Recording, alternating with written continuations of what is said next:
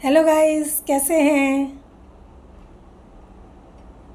दोस्तों। आज की कहानी सुजीत की है और जो कोलकाता का रहने वाला है। एक सेठ की दुकान में वो काम करता था। ये घटना 2002 की है। इस कहानी में चलते हैं। ये कोलकाता के एक सेठ के पास ड्राइवर की नौकरी करता था। चलो इसी की जुबानी से ही इसको आज सुन लेते हैं। वो कहता है, मैं भूत प्रेत को नहीं मानता क्योंकि मैंने कभी भूत प्रेत देखे नहीं। मैं गांव का रहने वाला था। लोग कहते हैं उस बगीचे में भूत है, उस बगीचे में मत जाया करो। लेकिन मैं डरता नहीं था। मैंने कहा कि नहीं, मैं जाऊंगा। और मैं कई बार रात को वहाँ गया भी तो मुझे कुछ नहीं दिखाई दिया। वहाँ झाड़ियाँ वगैरह बहुत थी जहाँ मुझे खरोंचे तो आई, लेकिन मुझे कुछ और इससे ज़्यादा नहीं दिखा। मैं कोलकाता में एक सेठ के यहाँ नौकरी करता था। तो सेठ बहुत गुस्से वाला आदमी था। वो बात बात में बहुत चिल्लाता था, बहुत गुस्सा करता था। उसके इस व्यवहार से मैं समझ गया कि मैं यहाँ पर ज़्यादा दिन इसके पास नौकरी नहीं कर सकता। मैं ज़्यादा यहाँ पर नहीं टिक पाऊँगा। एक बार उसको कहीं जाना था, गाड़ी लेकर हम चल पड़ते हैं। मैं गाड़ी चला रहा था। हाईवे पे गाड़ी चल पड़ती है। वो आधे रास्ते में जाके मुझसे कहता है कि गाड़ी से नीचे उतरो, गाड़ी बंद करो। मैं गाड़ी बंद करता हूँ, नीचे आता हूँ। वो आके मेरी सीट पर बैठ जाता है, ड्राइवर वाली सीट पे, और ख़ुद मेरे को बगल में बैठने को कहता है और ख़ुद गाड़ी चलाने लगता है। मैं कहता हूँ कि गाड़ी मैं चलाऊँगा। वो कहता है नहीं, आज मैं चलाऊँगा, तुम साइड में बैठो।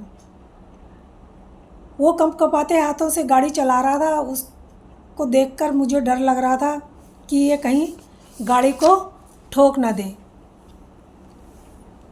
मैंने उसको फिर कहा कि मैं गाड़ी चलाता हूँ।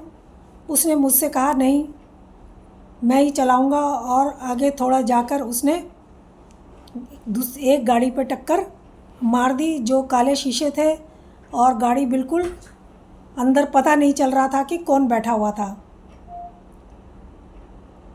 थोड़ी देर में उसमें से एक गाड़ी खोल के एक लड़की निकलती है जिसने आँखों पर काले चश्मे लगा रखे थे और वो दिखने में बहुत सुंदर थी। उसने सफ़ेद साड़ी पहनी हुई थी। वो कहती है गाड़ी चलानी नहीं आती है तो गाड़ी क्या ज़रूरी है चलाना है। तो जो मेरा सेठ था वो उसके साथ में बहसबाजी करने लगता है और उन दोनों की बहसबाजी शुरू हो जाती है। वो उसको कहती है गलती तुम्हारी है और तुम ही इतना बोल रहे हो। वो लड़के को कहती है, जब मैं कहता हूँ कि मैडम ड्राइवर मैं हूँ, मेरी गलती है जो मैंने इनको चलाने दिया। वो कहती है कि तुम इनके यहाँ नौकरी कैसे करते हो, ऐसा ये आदमी तो बहुत ख़राब है, मुझे ठीक नहीं लग रहा है ये आदमी। अगर तुम्हें नौकरी चाहिए तो तुम मेरे पास आ जाओ, मैं तुम्हें नौकरी दे दूँगी।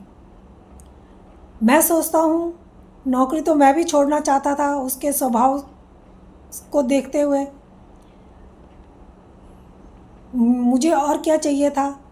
वो मुझे अपना एड्रेस देती है और मुझे बताती है कि ये दुकान है और इसमें आके तुम मुझे मिलना। एक दुकान का एड्रेस मुझे देती है।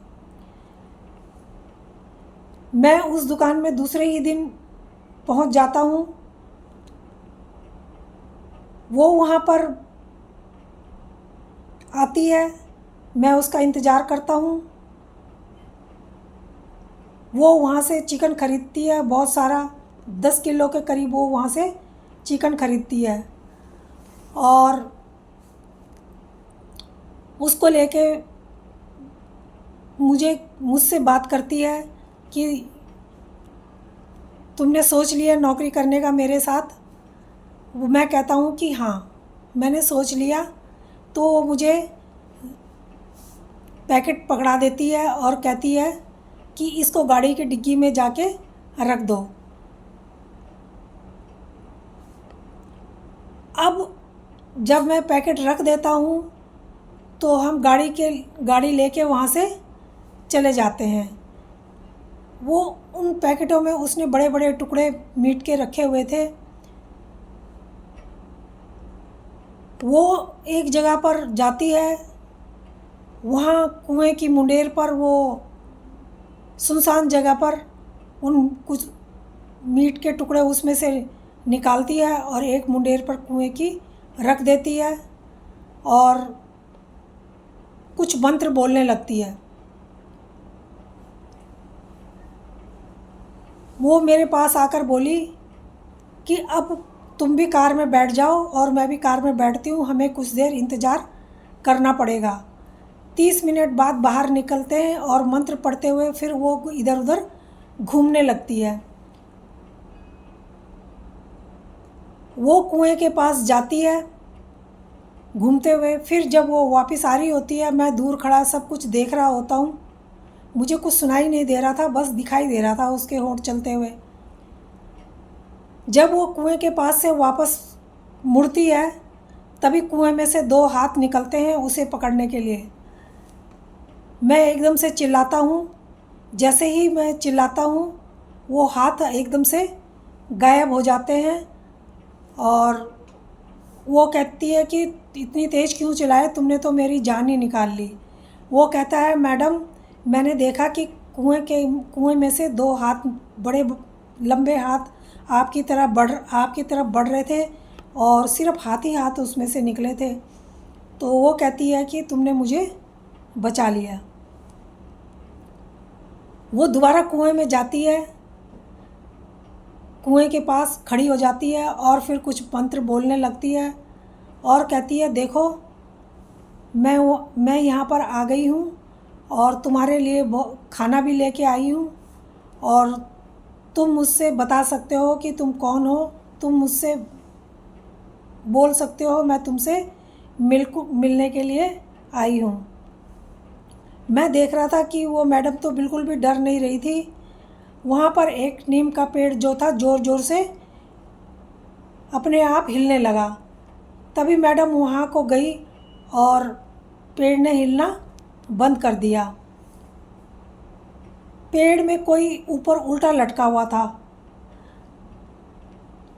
और वो उसमें से सीधा उतरा और सीधा होके खड़ा हो गया। वो एकदम काले से रंग का था और आंखें उसकी दूर से ही बहुत चमक रही थी। वो एक भयानक आवाज़ में बोला, खाना दो। ये आवाज़ मुझे भी सुनाई दी, मुझे भूख लग रही है। मैडम ने कहा कि मैं अभी लेके आती हूँ। मैडम कार के पास आई और मुझसे बोली कि इसमें से एक पैकेट निकालो। मैं गया और मैंने एक पैकेट उठाकर मैडम के हाथ में पकड़ा दिया। मैडम ने वो पैकेट जाकर उसको दिया और वो उसमें से निकाल कर खाने लगा।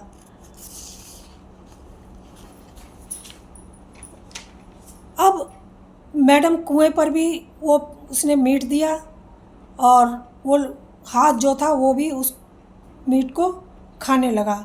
मैं ये सब खड़ा होके दूर से देख रहा था। और जब उस टाइम कुएं में से हाथ निकला था, मैडम उस टाइम गिरी थी, तो हाथों ने मैडम को दबोच लिया था। वो मैडम ने उन हाथों को पता नहीं किस तरीके से अपने को छुड़ाया होगा, ये मैं नहीं समझ पा रहा था। मैं बहुत डर गया था और क्योंकि मैंने कभी भूत देखे नहीं थे, पहली बार ही मेरा पाला इन लोगों से पड़ा था। फिर जो मैडम होती है वो उनको जो पेड़ से लटका हुआ था उससे जाकर कुछ बात करती है और उसकी बातें सुनती है। और जो कुएं से हाथ आ रहा था वो भी ऊपर आता है, वो भी उसको बताता है। मैडम उनकी बातें सुनती है और फिर गाड़ी में आती है और कहती है कि गाड़ी में बैठो, अभी हमें और कहीं चलना है। अब मैडम एक थोड़ा आगे सुनसान जगह पर जाके एक पुलिया के पास जाके गाड़ी को रोक देती है और आगे पैदल पैदल चल पड़ती है। वो मुझे बोली, सुजीत डब्बा लाओ, मैं डिग्गी में से डब्बा निकाल कर लाता हूँ। और मैडम के पास ले गया तो मैडम जो है पुलिया के नीचे उस डब्बे को लेके चली गई और बोली, गाड़ी में बैठ जाओ। मैं गाड़ी में बैठ गया और वहीं से देखने लगा। वो पुलिया में कभी ऊपर कभी नीचे, कभी ऊपर कभी नीचे चक्कर लगा रही थी और कुछ बोल भी रही थी। जब मैडम वापस इधर को आने लगी तभी मैडम सोचती है कि थोड़ा बैठूं, इंतज़ार करूं, वो ज़रूर आएगी। मैडम कहती है कि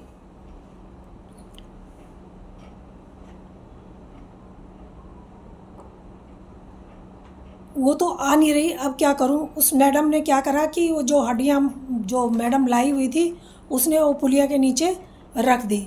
वो आई और हड्डियों को खाने लग गई। कर्च कर्च की आवाज़ दूर तक आ रही थी।